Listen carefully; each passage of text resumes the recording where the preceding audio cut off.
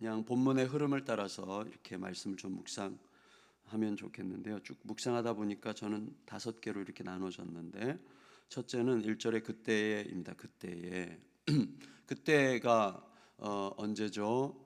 지금 세례 요한이 이제 태어났고 세례 요한의 이름이 지어지고 또 사가랴가 이제 찬양을 불렀죠. 어제 본문에서 그때이죠.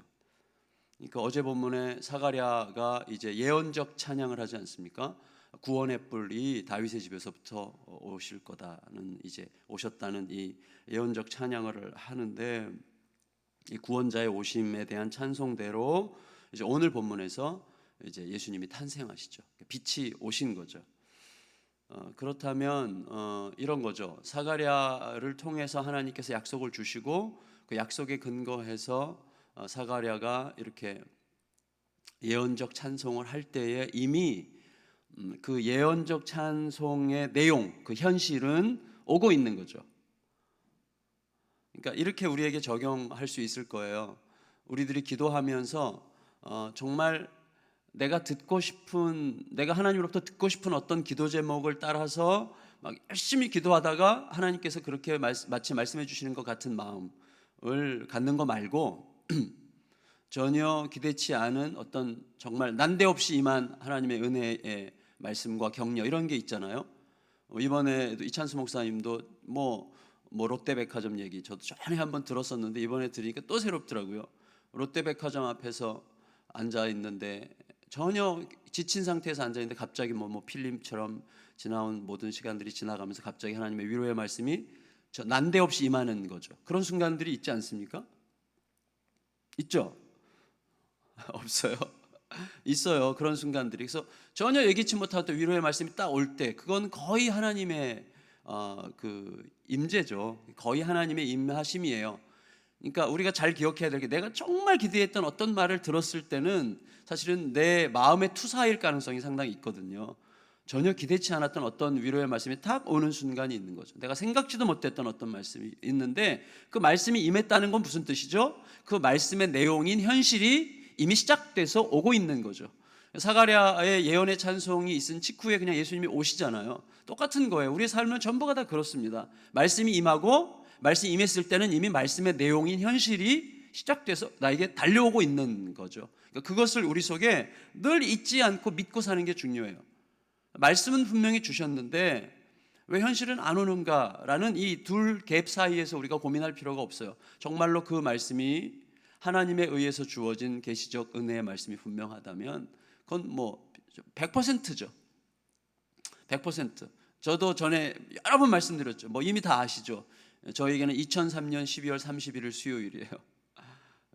그날 돈 걱정하지 않고 살 거야. 그거죠. 돈 걱정하지 않고 살 거야. 그 별것도 아니잖아요. 저는 사실은 또 되게 세속적이고 유치하잖아요. 근데 그게 지금 그때부터 지금까지 계속해서 조금도 변함없이 계속 이루어지고 있는 거죠. 어쨌거나 하나님과 관계를 이렇게 하나님을 섬기는 면에서 우리의 연약함에 비추어서 하나님을 바라보려고 할 때 용기를 얻게 되는, 저는 대목이라고 생각해요. 용기를 얻을 수 있는 대목, 힘을 얻을 수 있는 대목, 내 마음속에 임하는 하나님의 은혜의 손길이 느껴질 때, 그래서 그게 뭐냐, 이런 거죠. 내가 예기치 못했는데 누군가가 자꾸 권해가지고 가봤더니 뭐 이런 거, 내가 전혀 생각도 안 했는데 하나님께서 갑자기 어떤 위로의 말씀을 주시는 그런 것들이 항상 있어요. 사실은 우리가 가만히 들여다보면 항상 있는데, 조금 이따 다시 말씀을 드릴게요.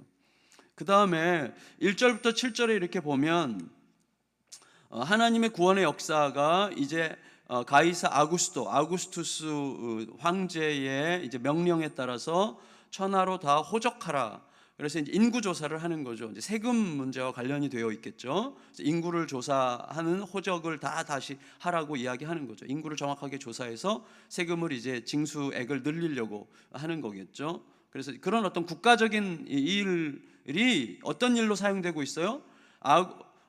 로마의 황제 아구스토가 명령해가지고 모든 사람을 대상으로 인구 조사를 하게 한 그것이 결국은 메시아가 베들레헴에서 태어나는 모든 사건을 재촉하고 있는 거죠. 그리고 이 세상의 모든 역사의 흐름 속에서 그 모든 세상의 역사는 사실은 하나님께서 이루려고 하시는, 하나님께서 이루어 가시는 구원의 역사들을 계속 재촉하는 일들로 작용되고 사용될 수 있는 것들이죠. 그래서 결국 타이밍이라고 생각이 됩니다. 하나님의 타이밍. 그래서 질문해야 돼요. 항상 우리들은 어떤 질문을 해야 되는가 하면, 하나님, 지금 우리가 겪고 있는 이 일은, 우리가 다 이해할 수 없지만 명백하게 우리에게 임한 이 일은, 우리가 거부하기 어려운 이 현실은 도대체 무엇을 위한 타이밍입니까? 라는 질문이 우리에게 필요해요. 항상 왜 이런 일이라는 질문보다도, 하나님, 이런 일은 무엇을 위한 타이밍입니까? 저에게 일어난 이 일은 무엇을 위한 타이밍입니까? 이거 굉장히 중요한 것 같습니다. 내가 다 이해할 수 없습니다. 그러나 하나님은 분명히 무엇을 위하여 이런 일들을 허락하신다고 생각합니다. 주님, 제가, 저희 집이, 한국, 또 교회가 이렇게 욕먹고 있는 것은, 이런 일들이 이때 이렇게 일어나고 있는 것은 무엇을 위한 타이밍입니까? 라를 물을 때 뭐예요? 나를 향한 하나님의 마음이, 또 뜻이 내 속에서 헤아려지는 거죠. 무엇을 위한 타이밍입니까를 물을 수 있어야 돼요.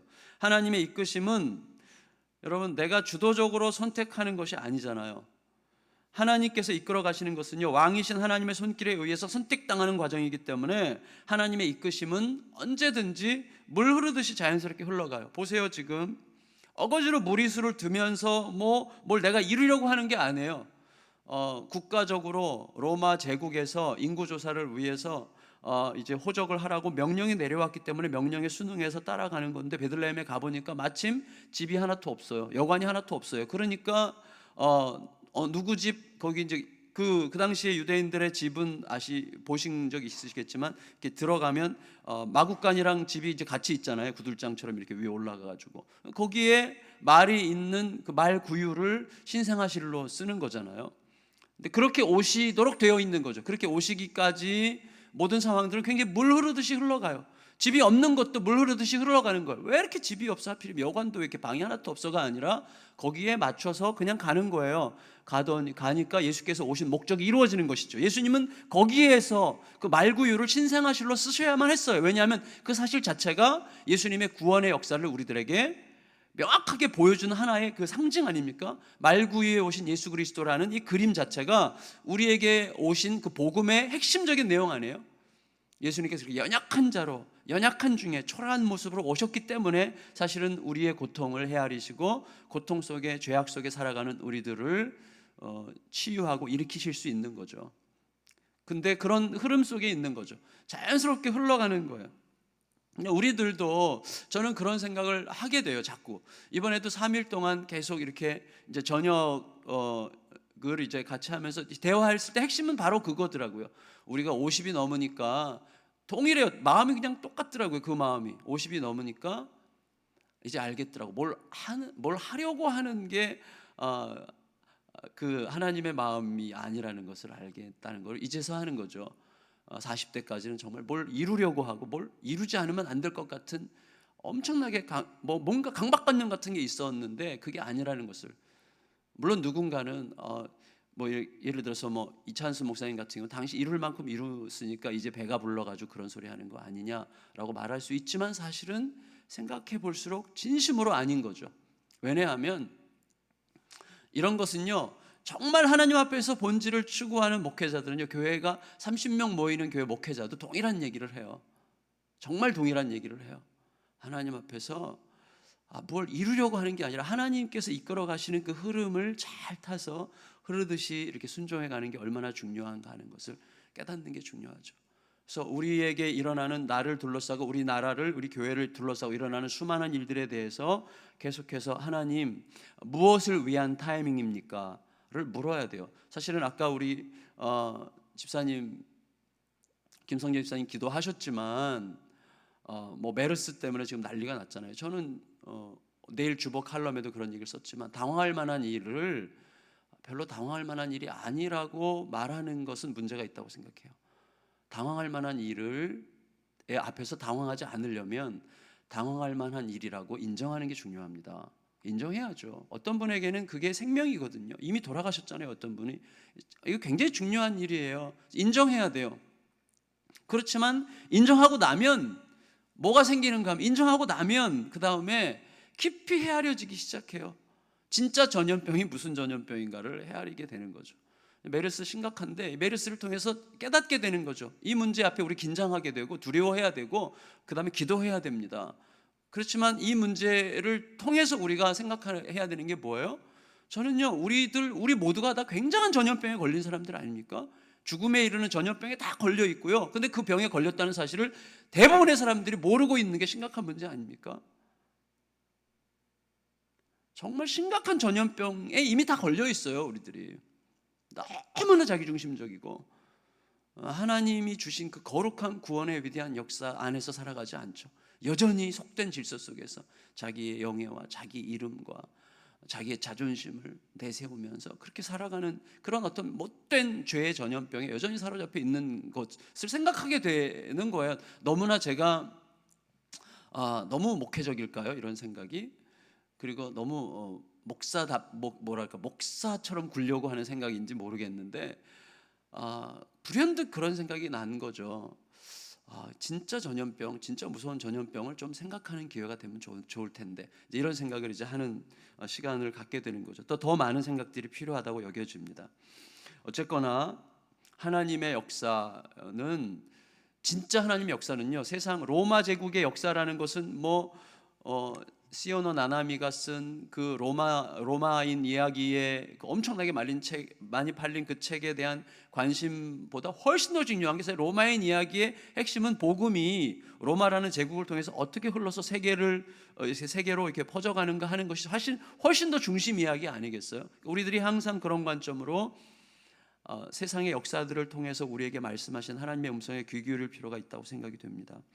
그 다음에 8절부터 12절까지는요 갑자기 목자들에게 난데없이 임한 은혜죠. 여러분 생각해 보세요. 자, 목자들이 밤에 양을 치고 있는데 갑자기 천군 천사가 나타나가지고 지금 찬송을 부르면서 목자들을 영원한 구원자 예수 그리스도가 탄생하신 그 자리로 초대하고 있지 않습니까? 그러면 이 목자들은 왜 이 목자들이 선택됐을까? 이 목자들이 전국 양털 깎기 대회 우승자들도 아니고, 또 무슨 다른 그 당시에 목자들에 대한 사람들의 평가가 상당히 안 좋았는데 법정의 증인으로 설 자격도 없었고, 그리고 사람들이 목자들 그러면 도둑놈들, 우리나라 70년대 때 세금쟁이들, 죄송해요, 그 당시에 세무원에 근무했던 분들 다 그렇다는 게 아니라 그때 인식이, 사람들이 그런 인식이 좀 있었잖아요. 그런 것처럼 목자들 그러면 도둑놈들, 주인 양털 몰래 깎아 팔아먹고 젖짜서 몰래 먹고, 그리고 양 몰래 빼돌리고, 양 새끼 나오면 몰래 죽었다고 그러고 자기 갖고, 이런 식의 소문들이 쫙 퍼져 있는 그런 목자에 대한 평가가 매우 안 좋은 시대에 이들이 잘한 게 아무것도 없는데 그들에게 난데없이 은혜가 임한 거죠. 난데없이 은혜가 임한 거야.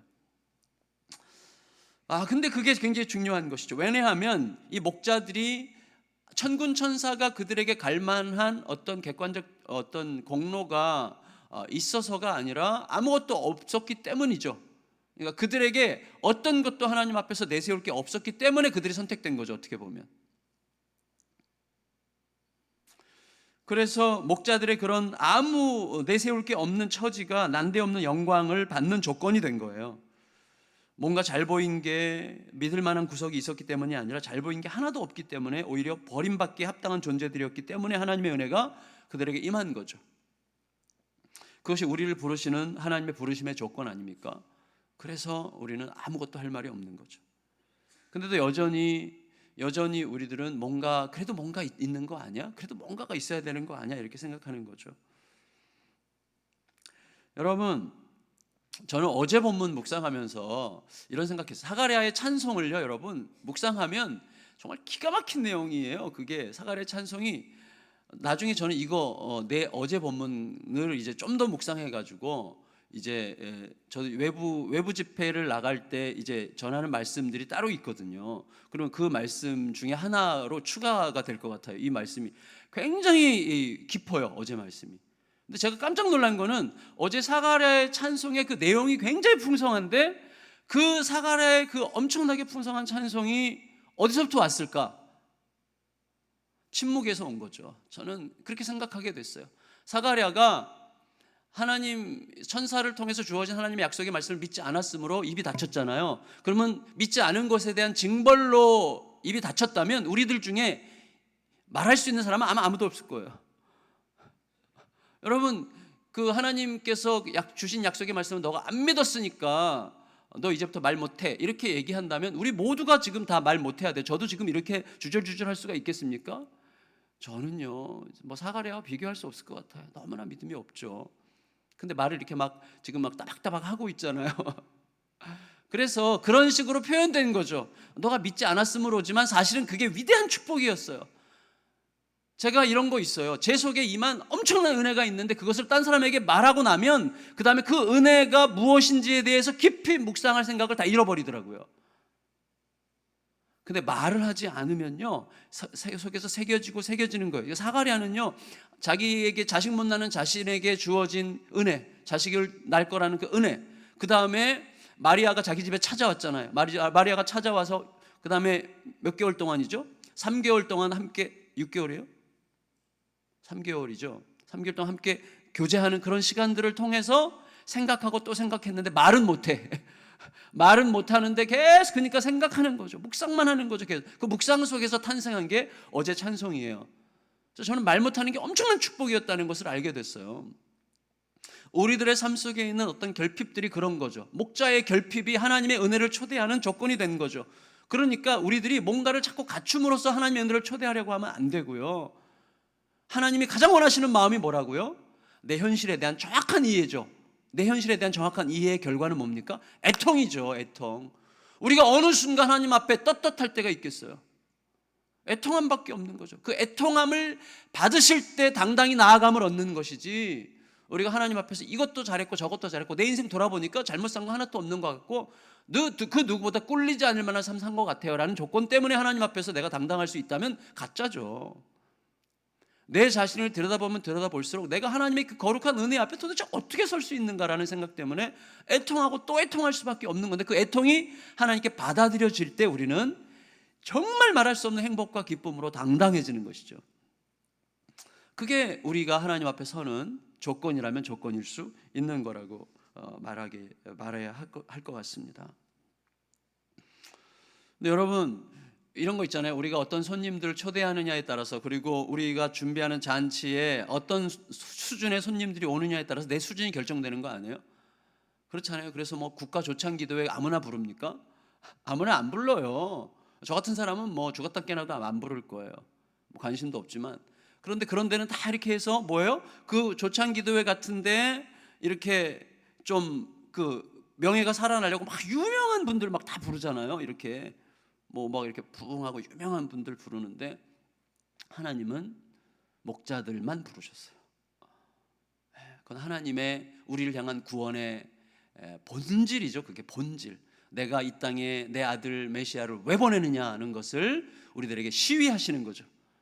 그 영광스러운 자리에 하나님은 자기 수준을 확 낮췄어요.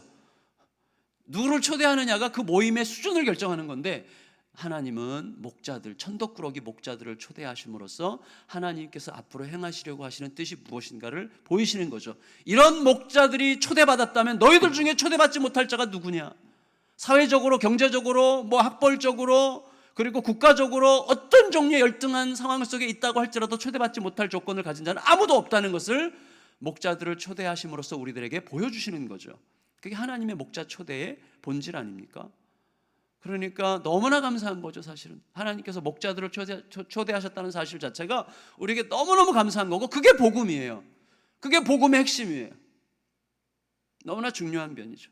그 목자들을 초대받았으니까 저 같은 사람도 초대받고, 그 목자들을 초대하셨으니까 우리 박종철 성도님도 초대받은 거예요. 아멘. 네, 아멘 하셨어요. 감사합니다. 그래서 하나님은 이런 목자들에게 난데없는 영광을 주시는 거예요. 천사들이 12절에서 이렇게 얘기했어요. 이것이 너희의 표적이니라. 이것이 너희에게 표적이니라. 사인. 어떤 사인이라고요? 너희들이 부름받아, 목자인 너희들이 부름받았다면 이 세상에 부름받지 못할 자가 아무도 없다는 것을 말해주는 표적이니라. 저는 이렇게 들려요. 그래서 온 백성에게 미칠 큰 기쁨의 좋은 소식이다. 이렇게 10절에서 이야기를 했죠. 13절과 14절은요 천군 천사의 찬송이죠. 천군 천사의 찬송. 13절 14절 유명한 찬송이죠. 우리 같이 읽겠습니다. 시작. 호련히 수많은 천군이 그 천사와 함께 하나님을 찬송하여 이르되 지극히 높은 곳에서는 하나님께 영광이요 땅에서는 하나님이 기뻐하신 사람들 중에 평화로다 하니라. 이 찬송은요 대체로 이렇게 요약돼서 우리에게 들려지고 있어요. 그리고 성탄절만 되면 항상 이 찬송의 요약판이 사방에 붙어 있죠. 하늘에는 영광 땅에는 평화. 제가 전에 말씀드렸죠. 어떤 사진 하나 봤는데 생선장수가 이걸 바꿨더라고요. 하늘에는 영광 땅에는 굴비 뭐 이렇게 바꿨더라고요. 그런데 하늘에는 영광 땅에는 평화라는 이 말 자체는 모순이에요. 진짜 모순이에요. 단순한 말이 아니에요. 여러분 지극히 높은 곳을 상징하는 하늘에 하나님의 영광이 가득할 거다. 이건 사실입니다. 우리가 분명히 믿어요. 하늘에는 영광이 있어요. 그러나 땅에는 평화가 없어요. 땅에 평화가 없잖아요. 그러니까 하늘에는 영광 땅에는 평화라고 할 때 이거는 어색한 거예요. 하늘의 평화와 땅의 평화는 어울릴 수 없어요. 땅에는 평화가 없거든요. 땅에는 전쟁이 있고 불의가 있고 특히 이 시대 제국의 억압으로 다스림을 받고 있고 그리고 온갖 착취를 당하고 있고 수모를 당하고 있고 고통을 당하고 있는 이런 거에 어디 땅에 평화가 있습니까? 일제시대 때 땅에 평화가 어디 있어요? 온갖 수탈과 모욕과 수치만 가득하고 가난과 이런 것만 가득한 시대가 일제시대인데 이때도 일제시대 비슷한 거 아닙니까? 지금 5대 제국제, 5번째 제국제 지금 지배받고 있는 거예요. 유대인들은. 땅에는요 힘의 논리가 가득해서 대다수의 힘없는 자들의 고통과 억울함을 통해서 극소수의 힘 있는 자들이 영광과 평화를 독식하고 있는 세상 아닙니까? 그게 땅이에요. 그래 땅에는 평화가 없어요. 그렇죠.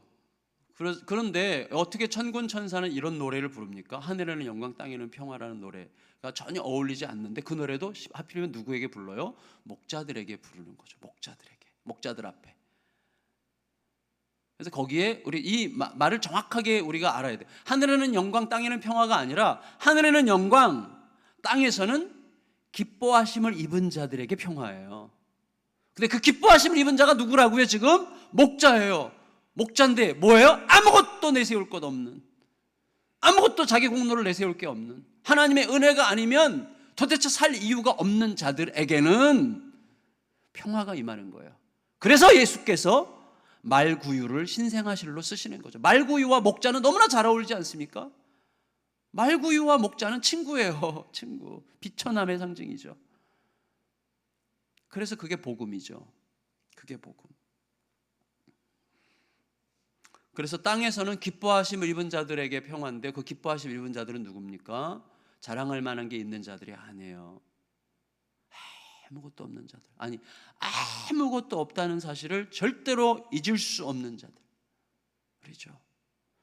여러분, 무슨 제가 박사학위가 100개고 학벌이 빚가번쩍하고 무슨 교회가 10만 명 모이는 교회 담임 목사고 세계적으로 가장 유명하고 그런들 뭐겠어요? 하나님 앞에 죄인이에요. 아무것도 아니에요, 진짜로.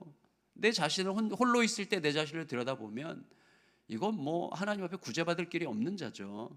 어떻게 나 같은 게 구원을 받았을까? 어떻게 나 같은 게 부름 받아서 이렇게 하나님의 거룩하고 고귀한 일에 조금이라도 참여할 수 있을까? 이런 것들이 막 엄청난 그 감격과 그 다음에 죄송함과 황송함으로 몰려드는 거죠. 그 마음을 잃는 순간 끝나는 거예요. 그 마음을 잃는 순간 평화는 사라져요. 그때부터 내 힘의 논리가 나를 지배하기 시작하는 것이죠.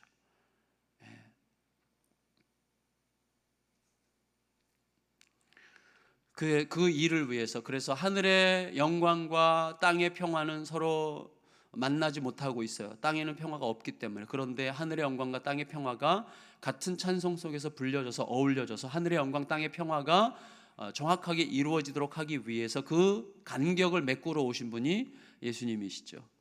그래서 하늘의 영광이 땅의 평화로 나타나도록 오신 분이 예수님이신데 그 하늘의 영광이 땅의 평화로 나타날 때 그 혜택을 받는 사람들은 기뻐하심을 입은 자들이고 그들은 누구예요? 목자들과 같이 아무것도 자기 주장을 할 게 없는 하나님의 은혜가 아니면 살 수 없는 자들이 바로 하늘의 영광이 땅의 평화로 경험될 수 있는 자들이죠.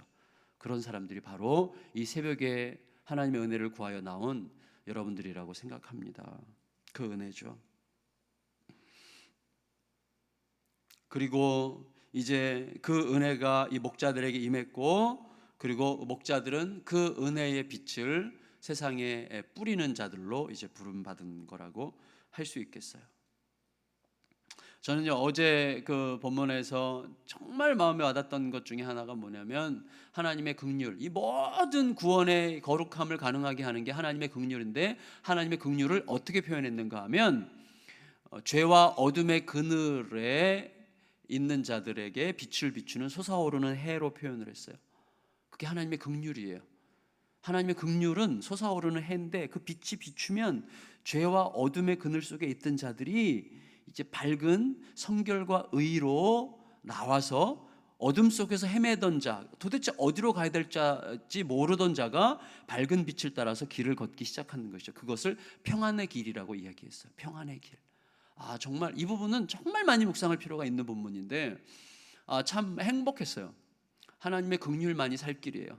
은혜, 하나님의 긍휼의 한 자락, 그 은혜가 우리를 살리는데 그 은혜는 솟아오르는 해와 같아가지고요, 어둠과 죽음의 그늘 속에서 신음하던 자들에게 빛을 비추어서 평안의 길로 걷게 하는 거예요.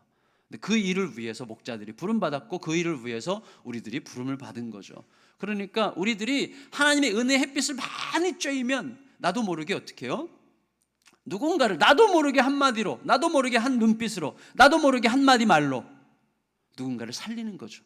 그러나 여전히 나의 눈빛으로, 나의 말로, 나의 행동으로 누군가를 어둠과 그 다음에 사망과 죽음의 그늘에 여전히 거기에 머물러 있도록, 혹은 빛으로 나오려고 하는 사람을 그냥 거기 도로 집어넣는 그런 눈빛과 말도 있을 수 있어요.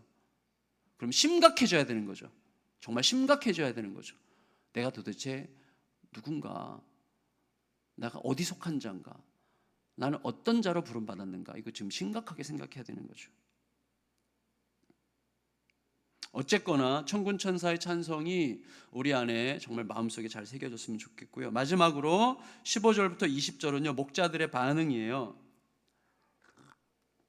난데없이 임한 은혜에 대한 목자들의 반응은 두 가지였는데, 첫째는 천사들이 자기들의 한 말을 확인하러 가는 거예요. 확인하는 게 중요합니다. 그래서 여기 15절 읽겠습니다. 15절 시작. 천사들이 떠나 하늘로 올라가니 목자가 서로 말하되 이제 베들레헴으로 가서 주께서 우리에게 알리신 바 이 이루어진 일을 보자 하고, 확인하려고 하는 거죠. 이거 전 굉장히 중요한 자세 같아요. 나에게 임한 하나님의 은혜의 말씀을 내 삶 속에서 실제로 확인하는 일들이 굉장히 중요합니다. 확인했어요. 그래서 가서 17절에 봤어요. 가서 보고 그 다음에 뭐 했어요? 전했어요. 천사가 자기들에게 이 아기에 대하여 말한 것을 전했어요. 그러니까 확인하고 가서 전했어요. 그러니까 어떤 결과가 생겼어요? 놀람과 새김이라는 게 생겼어요.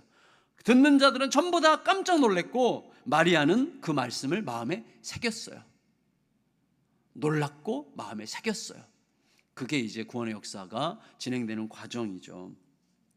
근데 저는 이렇게 감히 확실하게 말씀드릴 수가 있겠는데요, 우리가 정말 마음을 겸비하게 하고 하나님께서 이루어 가신 일들을 가만히 생각해보고 그리고 하나님께서 내 주위에서 어떤 일을 행하시는 것을 가만히 겸손한 마음으로 살펴보면요, 하나님은 늘 말씀하고 계신다는 것을 알게 됩니다.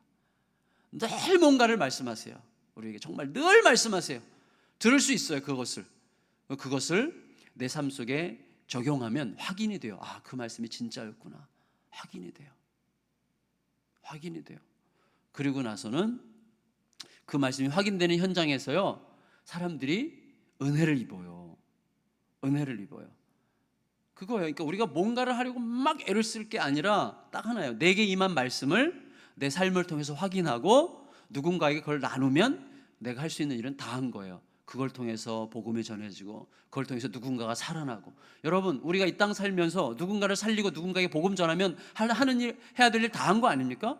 그게 전부예요. 뭐 대단한 게 아니야.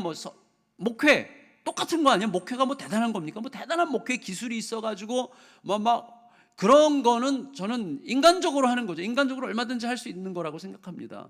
그게 아니고 정말 하나님께 귀를 기울이다 보면 말씀을 통해서, 생명의 말씀을 통해서, 주변에 일어나는 여러 가지 일들을 통해서 내게 주시는 하나님의 뜻과 말씀들이 들어와요. 그거를 그냥 내 삶에서 확인하는 거예요.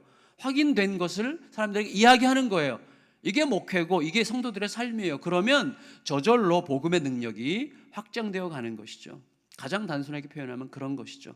목자들이 최초의 전도인으로 쓰이고 있는 거예요 지금. 근데 전도의 대상이 누구예요? 마리아야. 마리아를 대상으로 천사들의 말을 전하고 있어요. 얼마나 멋집니까? 이 천덕꾸러기 목자들이 그렇게 쓰이고 있는 거예요. 그게 하나님의 일이에요, 여러분. 하나님이 나 같은 사람이 어디 있어요? 목자들도 쓰였는데 나 같은 사람이라는 건 없어요, 여러분. 네, 없습니다.